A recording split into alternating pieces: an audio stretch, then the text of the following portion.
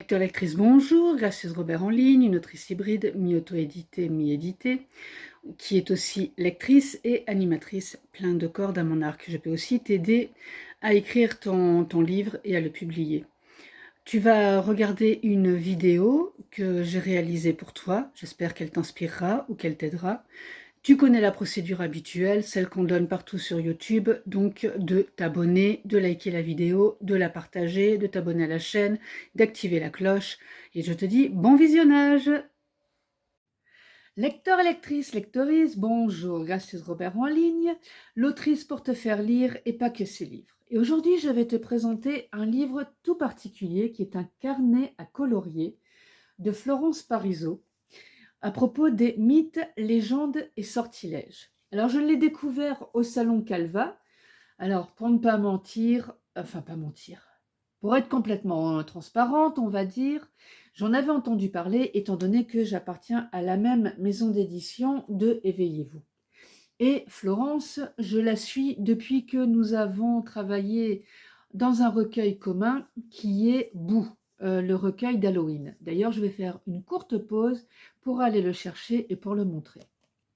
Le voici. Donc c'est le recueil où Magali Malbos, Christine Hod, Florence et moi-même avons écrit une nouvelle. Et pour celui de Florence, je vais retrouver je crois que c'était une histoire de bonbons, si je me rappelle bien. Le cimetière du bonbon. Voilà.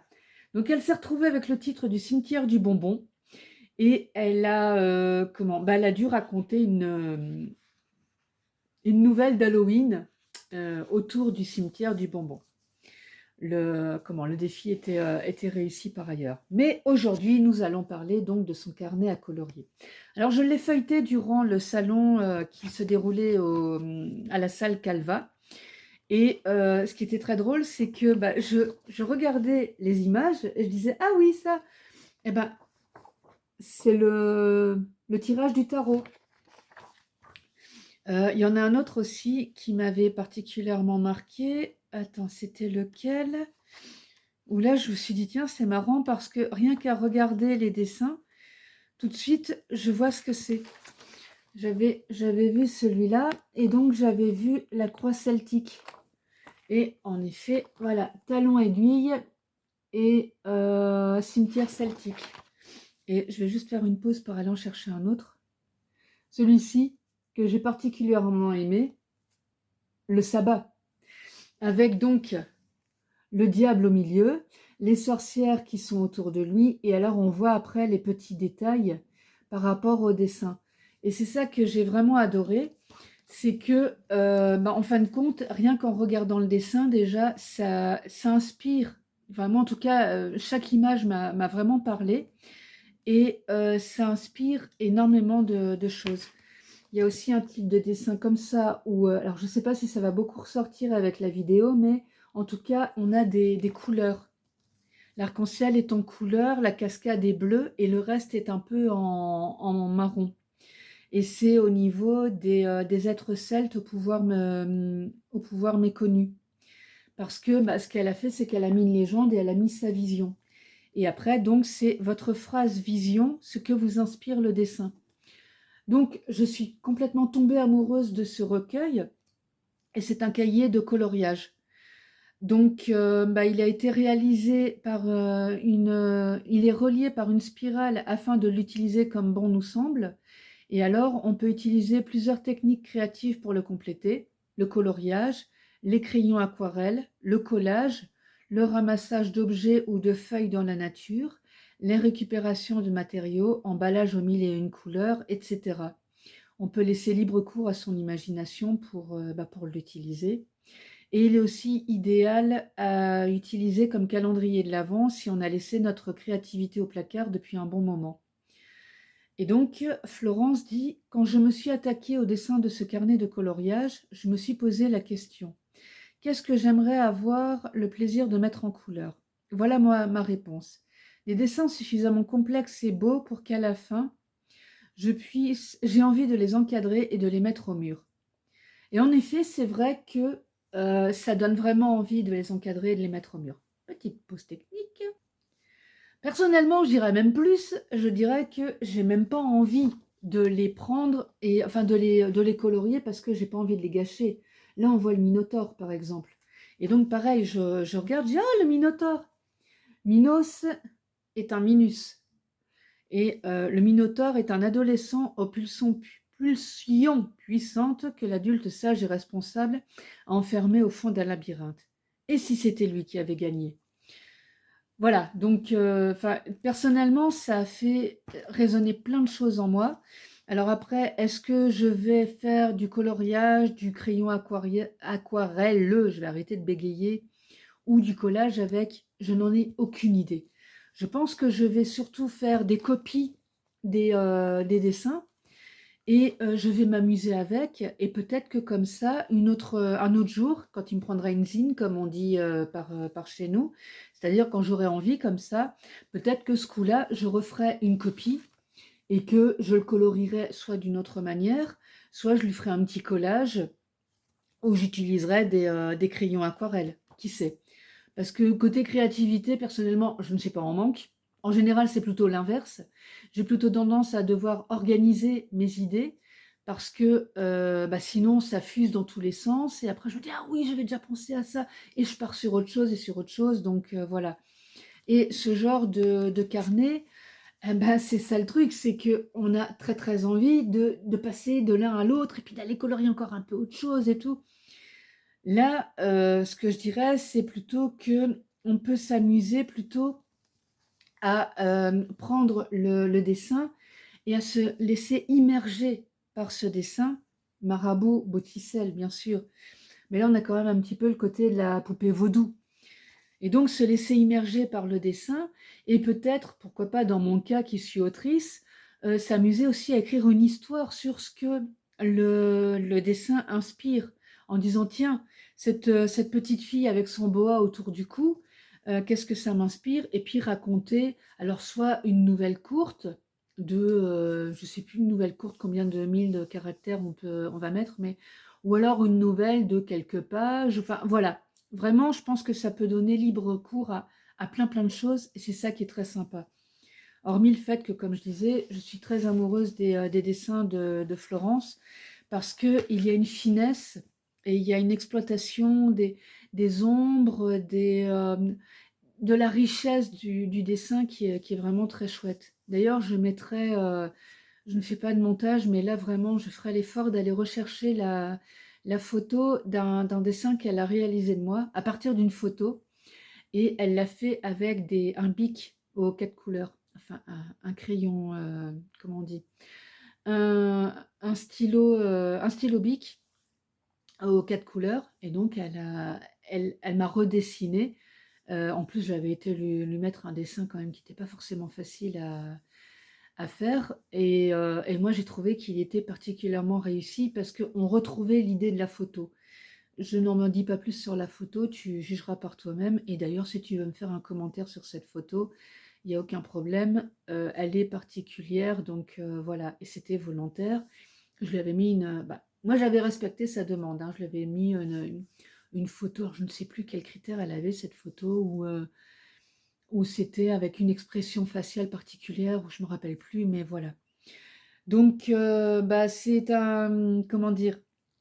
Là, c'est quelque chose de, comment? C'est un retour de lecture particulier parce que, comme je disais, je ne l'ai pas encore exploité. Donc je l'ai, acheté, le samedi et là, on est le lundi et donc voilà, j'ai pas encore eu le temps de me plonger dedans et de m'amuser avec, mais quelque chose est sûr, c'est que je le ferai.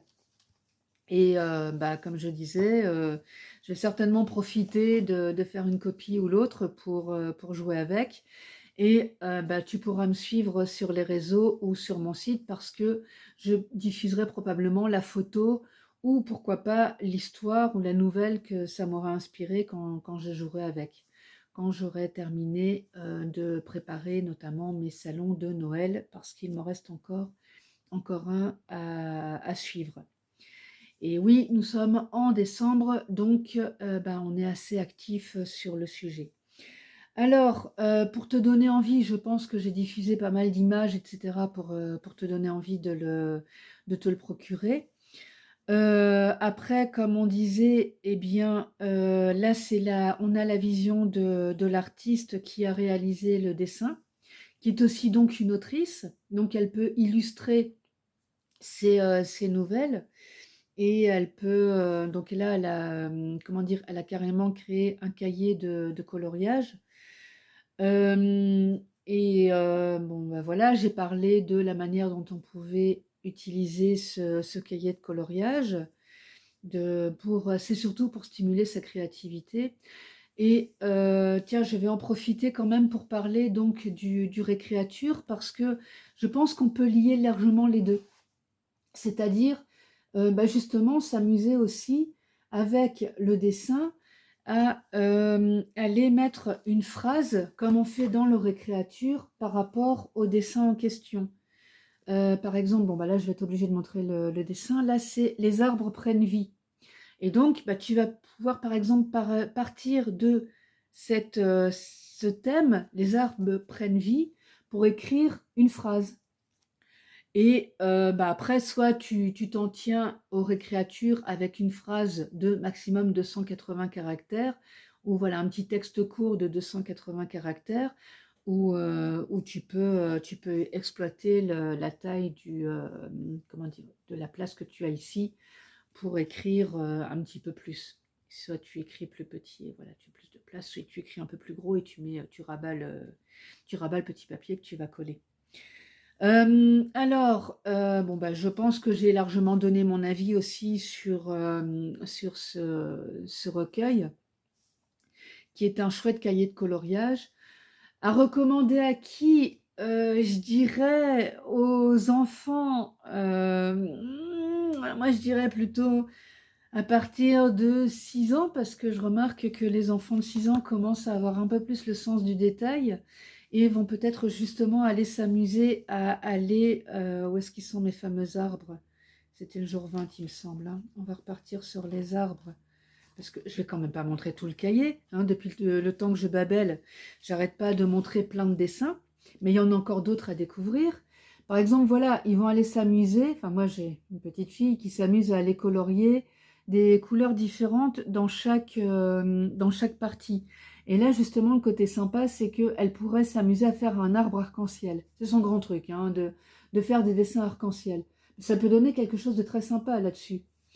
Et justement, comme maintenant, elle va aller plus dans le détail et tout, elle va pouvoir aller s'amuser à mettre des couleurs particulières dans cet arbre. Et après, bah, plus les enfants vont grandir, plus ils vont avoir justement quelque chose de plus artistique dans les couleurs et dans l'exploitation du dessin. Et pourquoi pas, peut-être rajouter un petit gnome ou un petit farfadet qui se promène au milieu des arbres. Ou si on s'en réfère au Seigneur des Anneaux, pour ceux qui connaissent, et on a aussi les scènes où les arbres déplacent des personnages. Pourquoi pas mettre un hobbit dans l'histoire pour les enfants qui sont un peu plus grands et qui savent dessiner un joli hobbit comme Sam ou comme, comment il s'appelle, Frodon ou Bilbo. Voilà. Maintenant que je commence à mettre plein de références comme ça, il faudra que je pense à mettre aussi les références en description par rapport à tout ce que j'explique. Et donc, bah, recommander à qui? Aux artistes dans l'âme, ceux qui aiment colorier, ceux qui aiment dessiner, pourquoi pas ceux qui voudraient s'inspirer de ces dessins pour en refaire d'autres, ou pour aller peut-être un petit peu décalquer le dessin et pour améliorer son trait et après justement l'enrichir ou lui donner sa propre vision. Je pense que ça peut donner aussi un côté sympa, un côté co-créatif où voilà, l'artiste nous fournit un premier dessin et puis nous, bah, on décide d'aller mettre notre patte et d'aller mettre notre personnage qu'on veut ajouter. À partir du moment où on garde le copyright de l'artiste, parce qu'il faut respecter aussi son propre dessin, je pense que ça peut donner quelque chose de très joli et quelque chose qui va donner peut-être aussi envie à d'autres de tenter l'expérience. Il n'y a pas, comment dire, Je pense qu'il y a pas de besoin d'aller se comparer en disant: «Ah oui, mais moi je suis pas capable de faire des dessins aussi jolis». Je vais reprendre mon fameux Minotaure que j'aime beaucoup aussi parce que, ou là, par exemple, voilà, ce dessin-là. Ce dessin-là est magnifique et d'ailleurs ça reprend aussi une illustration de jambes parce que, elle nous avait fait une photo pour faire la promotion de Boo, où il y avait donc une superbe jambe comme ça avec le talon qui marchait sur le livre ou qui était à côté, je ne sais plus. Et voilà, bah, par exemple, moi je vais le voir, je vais dire: «Mais c'est superbe, mais je ne suis pas capable de le faire». On ne te demande pas de faire un dessin aussi joli. On te demande d'aller aussi toi-même mettre quelque chose dans ce dessin pour le mettre en valeur. La comparaison n'est pas forcément quelque chose de bien. Par contre, quand tu le regardes en te disant: «Qu'est-ce que je peux lui apporter?» Quelque chose de sympa, par exemple faire des briques sur le toit de l'église. C'est bien oui, c'est une église, il y a une croix. Faire des briques particulières sur le toit de l'église ou faire une mosaïque ou quelque chose comme ça. Voilà, un petit truc vraiment, qui va, mettre le toit en valeur. Ça peut donner quelque chose de vraiment joli. Voilà, donc bah, conclusion, je pense que j'ai suffisamment donné d'idées pour exploiter ce cahier ce carnet à colorier. euh, qui est disponible aux éditions Éveillez-vous ou chez l'artiste pour l'avoir en version dédicacée. Que dire d'autre? Bah, que je vais de ce pas noter toutes les références que j'ai utilisées pour les mettre en description. Je mettrai le lien aussi pour te le procurer. Et moi, je te dis, je suis en train de chercher un crayon si j'en ai un sous la main pour écrire tout de suite. Moi, je te dis à très vite pour d'autres retours de lecture ou de carnet à colorier, pourquoi pas, parce que ça, franchement, ça m'a bien botté, là. C'est une idée de Lise Larbaye-Lestrier, qui est notre éditrice préférée, et de Florence Parisot, et je trouve que l'idée est particulièrement excellente. J'ai vraiment beaucoup aimé ce carnet.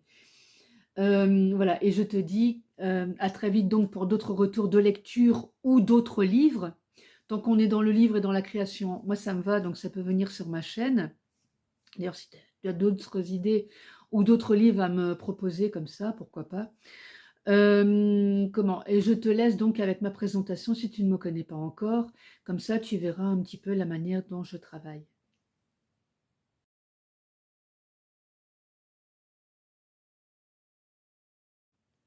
Alors, maintenant que tu as regardé ma chronique, je vais quand même me présenter, Gracieuse Robert, l'autrice. Donc moi, j'écris des histoires, bah, j'allais dire contemporaines, mais non, pas que, parce que j'ai aussi écrit une histoire fantasy, j'écris aussi des nouvelles.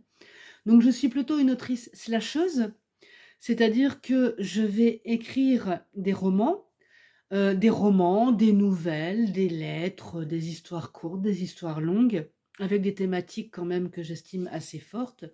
J'aime beaucoup parler de la femme, de la maternité et de la famille, parce que, par exemple, dans La descendance de Kilijo, j'ai quand même beaucoup abordé le thème de la famille et de la paternité.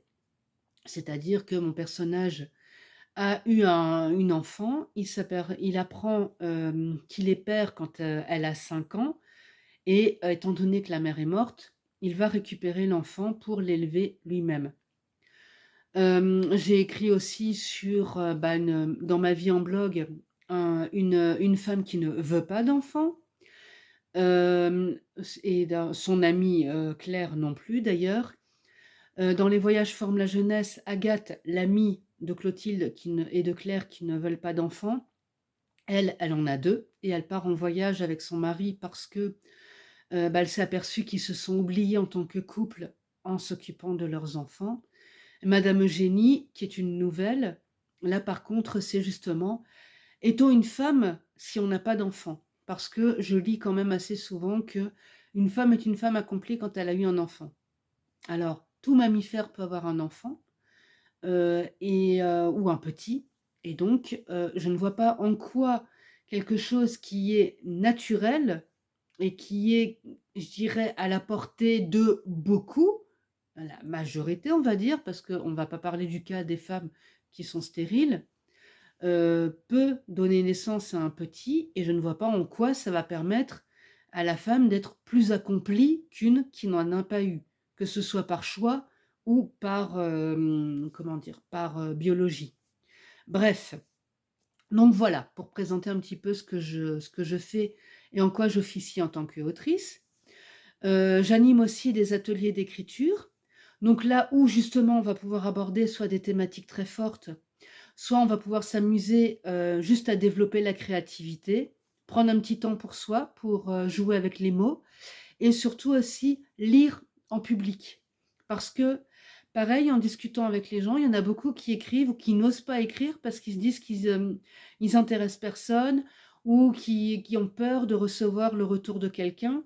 Mais, on peut faire des retours constructifs et on peut justement, en s'entraînant, améliorer pas mal de choses. Parce qu'il faut arrêter de s'imaginer que on va directement écrire un texte comme ça, il est fabuleux, paf paf, il est imprimable et on y va quoi. Non, un texte, ça se travaille et puis, bah, en écrivant, c'est en écrivant qu'on devient écrivain. En forgeant, on devient forgeron, en écrivant, on devient écrivain et en écrivant régulièrement comme ça, on va être de plus en plus, performant. On va avoir moins de mal à trouver ses mots, on va pouvoir faire un texte plus facilement, trouver ses idées plus facilement et on n'est pas obligé d'écrire un roman de 300 pages au premier coup, hein. On peut très bien écrire un petit texte de 10 lignes, voir un petit peu ce que ça donne et passer ensuite en montant en longueur ou en thématique ou voilà, c'est, la thématique des ateliers, c'est ça. C'est vraiment d'accompagner dans l'écriture et de voir après jusqu'où la personne veut aller en atelier. Pour l'instant, je préfère animer des ateliers en groupe. On ne sait pas ce que je ferai par la suite. L'avenir nous le dira. De toute manière, tout est sur mon site que je mets en description. Et donc pour les chroniques, alors ça c'est pour les auteurs, qu'ils soient édités ou auto-édités. Donc je propose des chroniques écrites, des chroniques vidéo, donc là c'est le forfait supérieur, chronique écrite plus chronique vidéo et on le forfait premium, c'est-à-dire chronique écrite, vidéo et interview de l'auteur. Donc si tu veux, en savoir plus sur mes services, bientôt je les mettrai en ligne. Sinon tu m'envoies un petit MP, je t'envoie un petit devis, on en discute et voilà. Le but, bah, c'est de faire la promotion du livre, d'expliquer selon un plan établi. Alors je cherche, je n'ai plus mon petit cahier, mais j'ai un plan établi pour faire ma chronique, pour expliquer un petit peu ce que j'ai pensé du livre. Je parle du résumé, enfin voilà, je présente le livre, en global et puis comme ça permet d'avoir du matériel pour aller faire la promotion du livre en disant: «Tiens voilà, Gracieuse Robert l'a chroniqué, voilà ce qu'elle en a pensé». Et parfois, avec ce genre de retour, ça peut encourager des lecteurs qui aiment bien voir les retours d'autres personnes à l'acheter et à le lire. Voilà, parce que quand on est auteur, on sait à quel point un retour est précieux, surtout un retour argumenté. Voilà, moi je te laisse retourner, vaquer à tes occupations et si tu veux, des renseignements, n'hésite pas, tu m'envoies un petit mail, mon assistant te répond dans les 48 heures et comme ça, nous pouvons discuter de ce que je peux te proposer. Je te dis à très vite.